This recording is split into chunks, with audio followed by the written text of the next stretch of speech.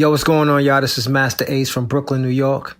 And make sure you subscribe and download the podcast, Library Rap, the hip-hop interviews with Tim Einenkel. Time and time again, see y'all be thinking about that future. Time and time again, see y'all be thinking about that. Back in the day, time and time again, see y'all be thinking about that.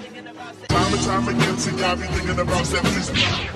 Detroit rapper T. Calmese of the Creative Culture Collective, The Black Opera, has just released his first LP at the age of 40. So when you think of that, someone releasing their album at the age of 40, you have to also say, wow, this person is going to talk about some adult stuff. It's called Time and Time Again. And with that, I want to welcome him to the Library Rap, the hip hop interviews with Tim Einenkel. Thank you so much for being here, man. Oh, man, I appreciate it. It's a pleasure, man. So we'll talk about the new LP, but I was listening and I was watching the video of the track "Rich Like You" by the collective, the Black Opera, and where you guys partly talk about MCs changing their flows and content in order to get that quick buck and then to make that money, and kind of seemingly forgetting about, and it's people our age, right? So seemingly forgetting about the culture or the reason why they were drawn to it in the first place. Yeah. So for you, what drew you to that art? What drew you to the art? What drew you to the culture? And then, like, what was that album or that song that you heard that kind of first spoke to you as a kid? Man, let's see. Well, first, as far as like what drew me to the culture, I can't say anything drew me to it. It kind of was always around. You know what I'm saying? It's just whether I paid attention or not, but it was always around. Like my sisters, they used to play, Run DMC and JJ Fad and all that a lot. It's just always been around, man. It's something that I was going to get into regardless because it was just always there. You know what I'm saying? That's the best answer I can give for that. But as far as the first song, I grew up off of cats like Snoop, you know what I'm saying? Snoop, a lot of West Coast rap influenced me early, you know what I'm saying? A lot of West Coast, a lot of Southern rap influenced me early. Of course, obviously like the LL Cool J's, you know what I'm saying? Some Big Daddy Kane, I kind of got more hip to him as I got older. You know what I'm saying? Just doing my research as a MC or a writer or, so if somebody's trying to pursue this, you got to go check out Big Daddy Kane. You got to listen to Rakim. You got to, KRS-One, all those greats. So it's always been around. And those cats are who influenced me, man, growing up. And it was kind of wild because as far as being a quote-unquote rapper, you know what I'm saying? Like I say, I was listening to cats like Snoop and all that. So in my mind, and coming from Detroit too, actually, like you had to be living a certain lifestyle in order to be a rapper. You know what I'm saying? So I was listening to those cats and I was thinking like, wow, you know what I'm saying? They just made it sound so good. You know what I'm saying? But it wasn't until I started getting up on cats like Common, like Common and the Roots and you know what I'm saying? Even Nas and certain cats, it made me see that it was Tribe. You know what I'm saying? Outkast. It made me see that it was okay to actually be myself and I can be myself and deliver these raps, man. So. That was very pivotal, getting introduced to that side of things as well. What was the Detroit scene like when you were growing up? Man, the Detroit scene. Detroit is so crazy because it's almost like a melting pot. You know what I'm saying? So it's all kind of different, kind of styles of rap melted into one place. We're in the Midwest, so we kind of get it from all over the place. But I remember getting up on Proof.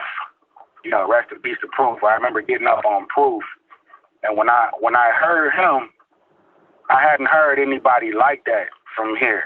You know what I'm saying? Like, he sounded, you know, for lack of a better way of putting it, he sounded so professional. I remember there was this song called Anywhere. And I don't know where I was at or what I was doing, but I was listening to the radio, and it was like a big, big deal. It was like, yeah, we got Big Proof, you know, in the studio. He just got signed to Tommy Boy Records, and this is his new single, Anywhere. And it came on, and I just remember being like, whoa, you know, this sounds crazy, you know what I'm saying? But Detroit, the Detroit rap scene back then, man, is, especially as I start getting more in tune to it and learning about more people, like everybody, you know, I got a wild mind, man, but everybody was like superheroes to me, like Proof, Eminem, you know what I'm saying? I used to listen to COI, Detroit Most Wanted, obviously, Chaos and Maestro. I was getting up on them. Slum Village, obviously, of course. Like, everybody was, it was so creative, and it was so, everybody was like different characters. Like, they had their own personalities. And just as a kid, hearing that, and I was even more surprised that it was, like, actually coming out of here. You know what I'm saying? It was just such a allure, man, and such a beautiful thing. And as I would get older and be able to, you know, sneak into certain places, the St. Andrews, the Cafe Mahogany, the, you know what I'm saying, certain spots, and I got to actually see some of these people. It was, you know, I was kind of starstruck a little bit, man. You know what I'm saying? Like, yeah. Just being in the same building as these people that created this music, I was hearing like wow, you know what I'm saying? So yeah. I mean, you've obviously had this long career in your. We were talking about. We will talk about your releasing your first album. You know, your solo album at the age of 40. But you obviously also come from a time when hip hop music was not the popular genre, right? Like I remember being like, you know, as a elementary school kid in New York City, where radio stations used to make it a point to say absolutely no hip hop played here, you know, that type of stuff. And now now everyone is playing no matter what, right? And even like I got two kids bop is playing rap songs, so you know, it's like crazy stuff. But so from your experience as an artist, how do you think the popularity of the culture, of the genre, has helped it advance, but also how do you think it also has hurt it in terms of art? As far as how I feel like it helped it, I mean, you know, obviously the more notoriety it gets, the bigger it gets, the more accepted it becomes, I guess, for lack of a better way of putting it. So I feel like that's a good thing, you know what I'm saying, as far as like people recognizing this genre as a respected art form just like anything else. You know what I'm saying? And I feel like that's dope. You know, they need to put the respect on it. Is well overdue, because I feel like, especially some of the writers, rappers, you know, producers and stuff that I know, they take it serious, man. You know what I'm saying? They study. I got a friend, shout out my boy Nick Speed, who, you know, he's a producer, and he works off the MPC, and he takes that MPC just as serious as someone who plays the flute or a guitar or, you know what I'm saying, anything like that. So you know, I see how serious, you know, myself included, you know, people take this art form, and it's nice to see the notoriety of it. It's nice to see people grabbing a hold of it and respecting it, you know what I'm saying, as far as, you know, it reaching people and it being accepted by the masses or whatever. As far as how it's hurting it, if there's one thing I could say, it would be the mass production, man. Like nothing seems, I ain't gonna say nothing, but it's a lot of rap music out there now. You know, mainstream, underground, it's a lot of rap music, and it's kind of being oversaturated. And with that being said, you get a lot of bullshit. You get a lot of good shit, but you get a lot of bullshit too. You know what I'm saying? So that would be the only thing that I say kind of hurts it. You know what I'm saying? It's a lot coming out all the time. You know what I'm saying? 10 million albums every week. It seems like it's like everybody's rapping. Everybody, you know, has all this stuff going on, and you know, it's good as far as exposure, like I said, but as far as like, you know, quantity wise, that can be a little bit, you know, if it's a lot of quantity, you know what I'm saying, obviously the quality is dropping to me, you know what I'm saying. But within all that, there's still some jewels I've personally been coming across too. You know what I'm saying? So yeah. That's true, and I think we're obviously seeing.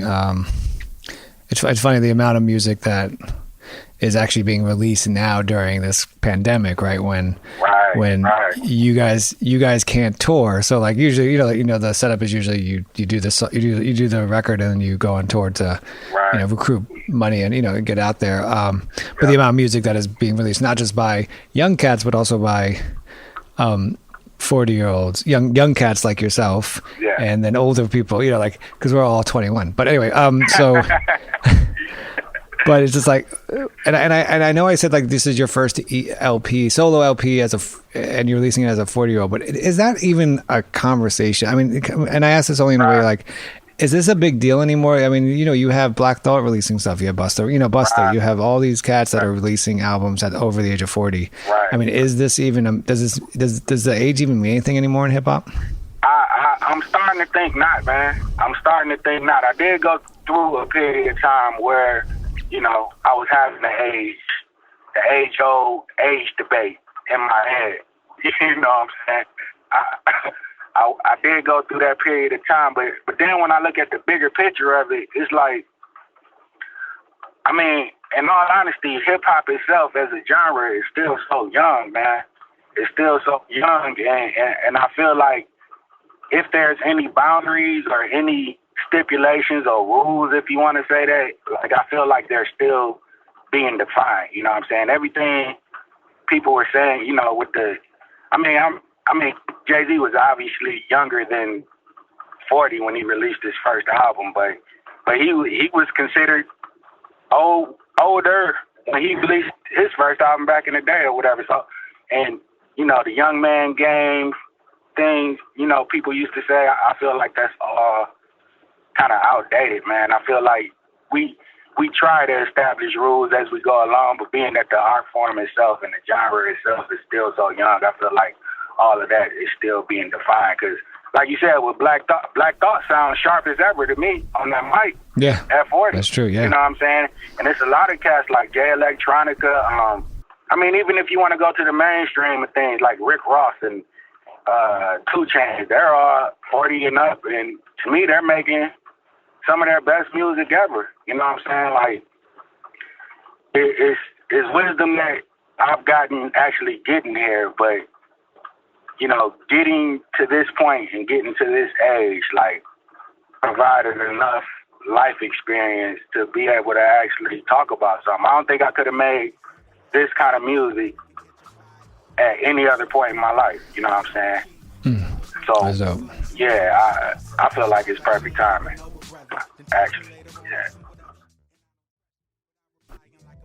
At the end of the track Bakery, you're having this conversation with someone and you tell them to be confident in their choices because they're on the right path. Who's this conversation with, and what was the kind of what made you have this conversation?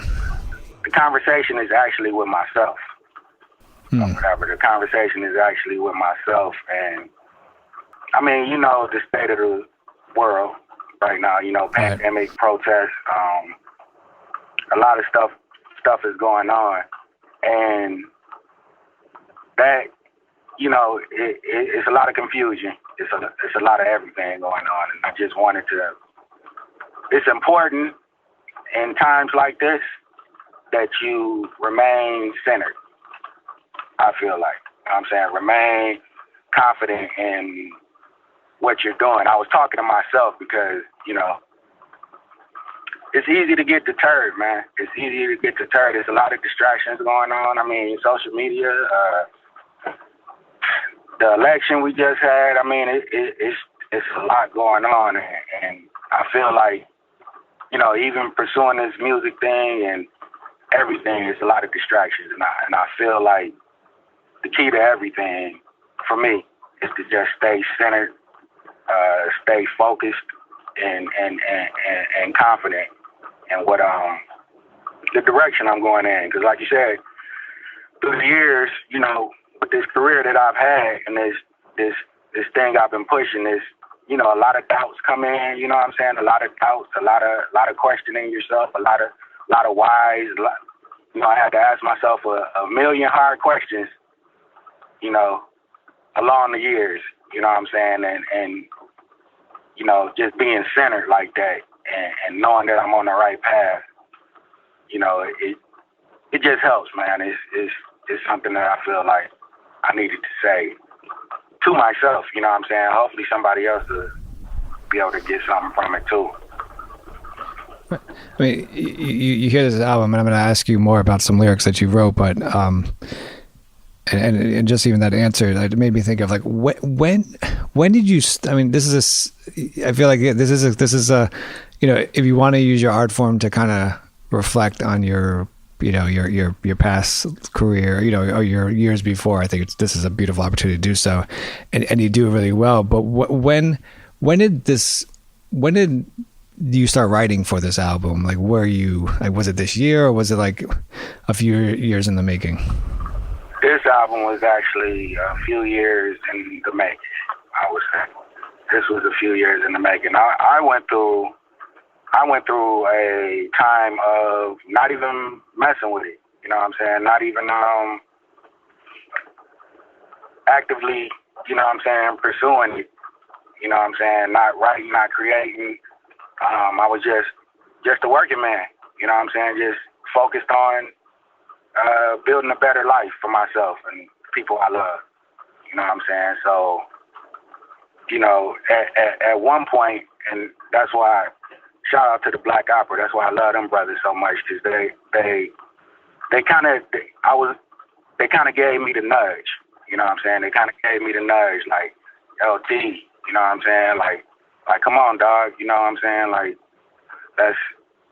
I know you got something to say, pretty much. So when I did start getting back into the flow of recording and writing and all that, I just made a conscious decision to tell my truth at that time. You know what I'm saying? So that's pretty much what this album is. This album is many things, but one of the things that it is every song is like almost a different time period. You know what I'm saying? Over the course of a couple of years, maybe 4 or 5 years, man. You know what I'm saying? Just how I was feeling that day, basically. So yeah, it's been in the making for a minute. It's my best work so far for me. I love it. Holds a special place and time for me. I want to ask you about a few of your lyrics. You spit on, I think it's that the mentality we adapted from these mean streets. You spit on every day. Can you talk about, like, what happened? Where were you kind of and what events are you seeing, or personal events maybe, that had you, inspired you to write these lyrics? So on every day, like I just said, like before, like that song is really, it's a nod to mental health, number one. You know what I'm saying? Because that's something that's been kind of shunned by the black community through the years, but it's dope now because we're starting to accept it, we're starting to address it, and we're starting to, shine a light on it, which I think is incredible. But every day was a day in the life of a working man. You know what I'm saying? Of age working man. You know, who's just trying to pay his bills and live a better life and just get to that pot of gold, I guess. But that line in particular, I know with working and, even outside of work sometimes, but when you're constantly working, you know, I worked in factories and plants and stuff, and sometimes when you work in plants, you'll see the same people every day. You know what I'm saying? You'll see the same people every day for 10, 12 hours at a time. You know what I'm saying? You work in these long shifts, and they'll be dealing with their issues. You're dealing with your issues, or whatever might be going on in work and outside of work. And you can see this same person and look them in their face every day, and you two never say anything to each other. You know what I'm saying? Like, you never say anything. He's dealing with his stuff. I'm dealing with my stuff. And you know what I'm saying? And it's kind of almost like a tunnel vision mentality going on. It's like you're just there to get your job done and go home. You know what I'm saying? And sometimes a lot of times it's like that in the streets too. Like you'll see somebody, you know, at the liquor store, at the gas station, at the grocery store, wherever, and sometimes people just don't speak. You know what I'm saying? And I come from a place where, you know, I was raised to, at least if you make eye contact with somebody, speak. What's up, man? How you doing? What's going on? What's going on? You know what I'm saying? And certain people will look at you like you crazy for speaking to them. You know what I'm saying? But it's the state of the world. Is, you know, you never know what that person is going through too. I'm pretty sure I ain't perfect. I'm pretty sure somebody done said something to me sometimes, and I done looked at them, and it depends on the day. You know what I'm saying? But it's a very real thing that goes on. You know. Right. And there's also a lot of times you actually you pass by the same person all the time, and you notice that, like you know they're there, yeah, and they know you're there, just like, you know, one day they're not, and you notice that as well, right? So yep, absolutely, absolutely. So one of my favorite lyric, I'm probably gonna have more when I listen more and more, you know, as I continue to repeat the album. But one of my favorite lyrics on this on your album is off of the track "Every Night," and I hope I don't butcher them too much. But I ain't trying to have regrets when it's over. Think I should roll up and try and take a trip down the rabbit hole where I haven't been. Buying in, trying to ease the pain of my crying pen. Yeah. And the lyric "pain of my crying pen," I think is those 5 words are the words that kind of make this my favorite lyric. I appreciate it. So I would love for you to talk about, like, referencing your crying pen. What does it mean? And like the bigger meaning behind this track. Every Night was one of those, that's literally when I wrote it. It was one night, you know, going through the everyday, you know, I guess struggle for lack of a better way of putting it. And it was just one night when I just got home and said I'm about to just write literally what's going on right now and what's going through my head. And I'm going to intentionally, I mean, the intention is always to be as honest as possible, but I'm going to be as honest as possible on this track. And as far as the crying pen, I just embraced it, man. Like it's been a marathon, balancing the music versus regular life, real life. You know what I'm saying? It's been a battle balancing it. You know what I'm saying? I'm glad I got it down pat now. You know what I'm saying? But through the years, it's been a battle, and I just decided to let everything go, everything that I was feeling at that moment. Just let it out, you know what I'm saying? And that's what I was doing, just letting the ink come out my pen, you know what I'm saying? And it's almost, and you know, the crying part is obviously tears, you know, which obviously you associate with pain and whatnot. So as well as, you know, I had to let the pain out, man. You know what I'm saying? I had to let the pain out without being too, you know, depressing, for like a better way of putting it. I want to be real, and I want to be, you know, as direct and honest as possible, but I don't want to drag anybody down per se. But you do need to feel where I'm coming from, and you know, you do need to understand. You know, it hasn't been easy. You know what I'm saying? But yeah, no. I'm going to jump around a little bit. When you do that, there's the honesty that you put on this. I think this album, it's conveyed, and as a listener, it's more appreciated because you're not. We know you're not trying. You're not trying for the sake of trying or forcing a lyric that doesn't make any sense to you. You're just trying to. You're not going with the whatever's popular out there type thing and making your say as a fake. And I think. What a track that does that very well is the track Trust Issues. Okay. And what helps that track is the sample of Tupac during his interview. He famously says trust nobody. Yeah. Tupac of all people, he was one of the most honest MCs out there when it came to his art. So in regards to the music, Why leave it on the table? Talk about these trust issues that you have, and then how were you able to, for someone out there that is having trust issues as well, how were you able to kind of overcome them?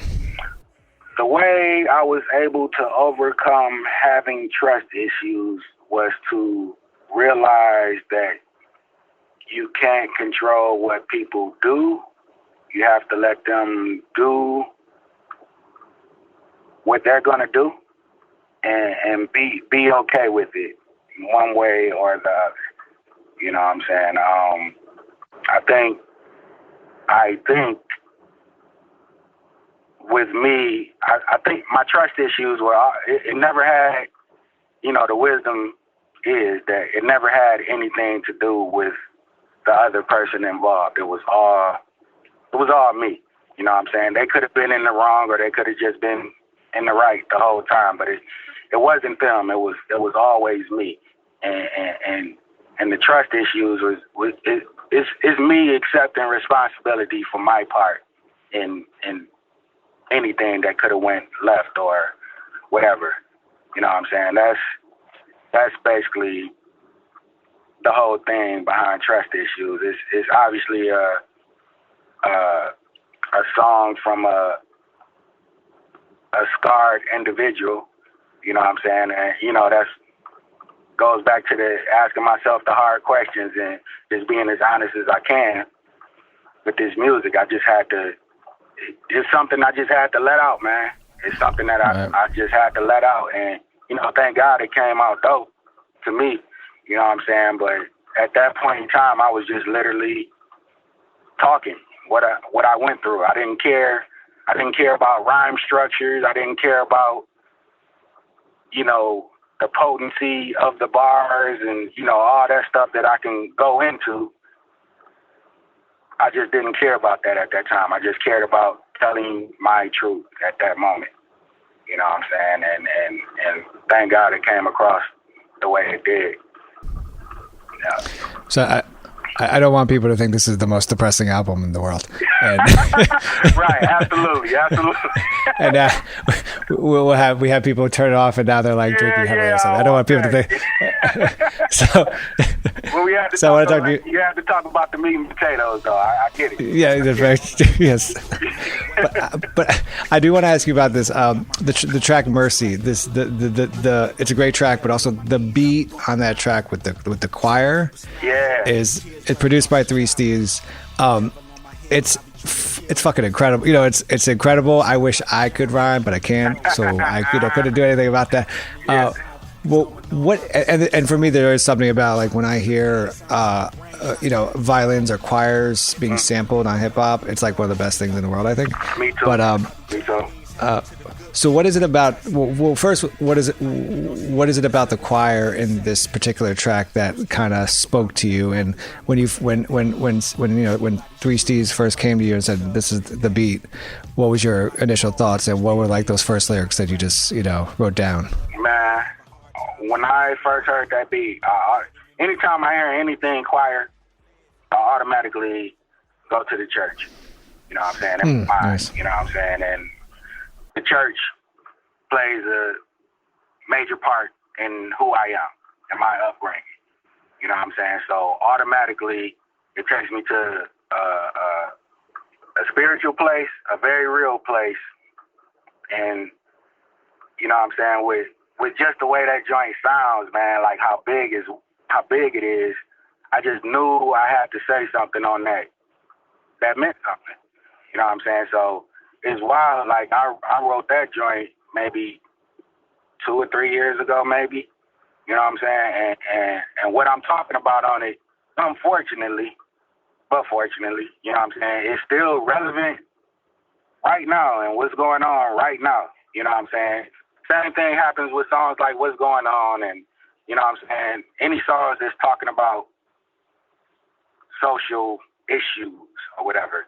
But that joint right there, yeah, it brought something out of me. You know what I'm saying? Once again, that was a not thinking about it kind of thing. It was a I just wrote what I felt. You know what I'm saying? I wrote what I felt. And you know, my spiritual background is something that I hold real close. You know what I'm saying? And very proud of too. You know what I'm saying? But so I just wanted to say something real meaningful on that joint. And that is, I mean, of course it changes from day to day because the entire album is my baby, but that's one of my favorite. That's one of my favorites on there, for sure. Is the writing process for you? Is it? Do you usually have to hear a beat first, or do you kind of have, you know, a bunch of lyrics here and there, and then you kind of, you know, you eventually like, you know, I mean, you know, some artists, yeah, I think like Faramond, like he would write a couple lyrics and then I don't know how his brain works is freaking fascinating, but like, you know, like write a couple of lyrics and then 2 years later find those lyrics and put them, you know, and like pieces, all these puzzle pieces together that, you know, you guys as artists, this is what fascinates me, you know, about that. But how do you do your writing, or how do you, I mean, I imagine it differs from each track, but yeah, it's not one way. You know what I'm saying? Most of the time, I do hear a beat, and I just try to listen to what the beat tell me. You know what I'm saying? And just do it that way. Just kind of like speak what I feel like the beat is saying to me. You know what I'm saying? But it just changes. Like, it's no one way that I do it. Sometimes, you know, I'll be at work or at the store or whatever, and I just have lyrics that come to me for whatever reason. And sometimes down the line, I might hear a beat that makes me recall those lyrics that I was coming up with at that time, and I'll just try and fit it to that specific cadence or whatever. But yeah, it changes, man. I used to think I had a formula. I used to think I had it down pat, and I knew what I was doing, and I was a scientist, and you know, all these things. But it just changes from day to day, man. I don't know how some of this stuff come to me. Honestly, right. It just comes when it comes. You know what I'm saying? But I just try to be open and receptive, and when it comes, and try and put it together as beautifully as I can at the moment. Nice. That's dope. So here's my last question. Is there a lyric that you wrote for this particular album that maybe, actually a lyric that maybe didn't even make the album cut for some, it's going to be something you're going to use for a different day or a different time, but a lyric maybe even on this album that you're really impressed with, that you put together, like, you know, structure and everything like that? I can't think of a specific lyric, but I could say I got a song on here produced by Sly A. Shout out Sly A. And shout out my boy Majestic Legend too, man. Like, incredible, man. But it's a song called Who's the One. And Who's the One, I remember when he sent me the beat, he was like, man, Sly A sent me this joint, I just heard you on it. You know what I'm saying? He was like, he's like, think Slick Rick on this, dog. Like, think like Children's Story, or think something like that. You know what I'm saying? And when he sent it to me, like, the beat itself is kind of, it's unorthodox, but it's orthodox. You know what I'm saying? it's not a typical 1-2 kind of beat. You know what I'm saying? And I remember hearing it. You know, he told me the hook for it, and it was a challenge for me. You know what I'm saying? It was definitely because it's a flow on there that I haven't done before. You know what I'm saying? So that was a real challenge for me. You know what I'm saying? It's kind of double time me a little bit, but not double time. Sometimes and all of that is a story. Like the whole feeling behind it is a story. You know, it's actually my life, but I just kind of put it I did it in a way I felt like Slick Rick would tell a story about himself. You know what I'm saying? Nice, that's like, dope. You know, I don't know. Yeah, I'm real proud of that one. You know what I'm saying? When I look back, when we got the finished product on that, I was kind of impressed with myself. Just seeing that one all the way through. You know what I'm saying? So I'm really like that joint, man. Really impressed with that one. That's dope. New album is Time and Time Again. The artist is Detroit MC, T. Calmese. T, thank you so much for being on Library Rap, the hip hop interviews with Tim Einenkel. I greatly appreciate it. Thanks a lot, John. Pleasure all mine, man. You ain't making papes. The Duke of York, steak on my fork, and I'ma need a refill moving forward. I might go swimming. I need some women, some condom.